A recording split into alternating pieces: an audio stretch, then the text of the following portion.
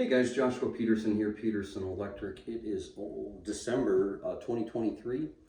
For my SEO guy, this will be based on a bathroom remodel, but it will be more about the defog mirrors with the touch finger. Couple things to know. Come on in here, Jason.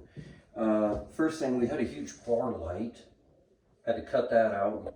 Luckily, lucked out, we were able to pull that up and create two can lights here. They're actually flat disc pancakes.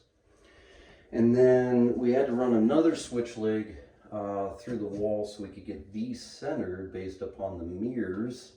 They got two of them, and they have an attachment on the back to plug in. And then we had to run holes all the way through, which when I did it, I kind of put my screwdriver in and felt around. I could tell there's a lot of stuff going on, especially I felt this too.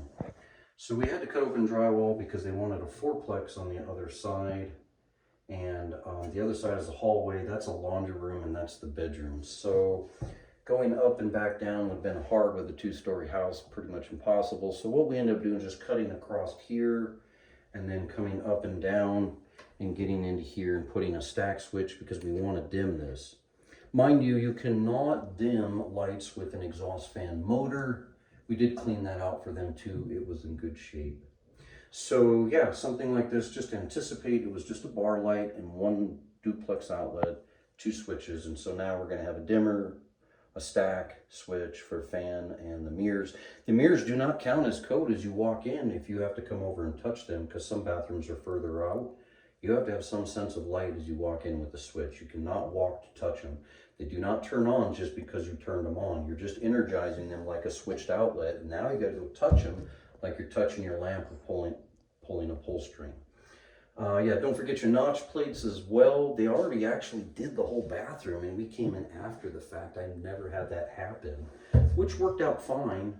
If you are going to do backsplash, that's not a big deal, but if you had your fixtures in like this, the mirrors will have to stay kind of where we can see them. Other than that, the only other thing is the bidet outlet. I offered them that because it was so simple to drill and drop, but they don't want to do a bidet. Yeah, and keep in mind that if you don't have a dedicated 20 amp circuit for the bathroom outlets, you have to separate that from your lighting at 14 gauge to a 12 gauge. And then yes, you have to go back to the panel for that. Some of these older homes back in the 60s, 40s, 30s, 20s, 10s, 1890, they didn't have that, and you have to pull a new circuit to there. So that's going to be an expense. And if you're trying to do a steam shower, you're going to have, yeah, that's typically a 30 or 40 amp circuit, GFI protected in the panel. And then you got to have a doghouse on the other side to assist that, whether it's a master closet or in the bedroom, that you have it accessible. And then you take a 240 circuit to there. You can also take a 240 circuit for your floor heating on your tile. That's a dedicated circuit as well. So as much as people don't think a lot goes on in a master bathroom, boy, there's a lot. Some people just decide to go with, we sometimes just put in wall sconces if it's a big enough area, and then they have a lit mirror in the center and then 4 wall sconces that light up like this. And then that needs another switch light, but not a dedicated circuit necessity.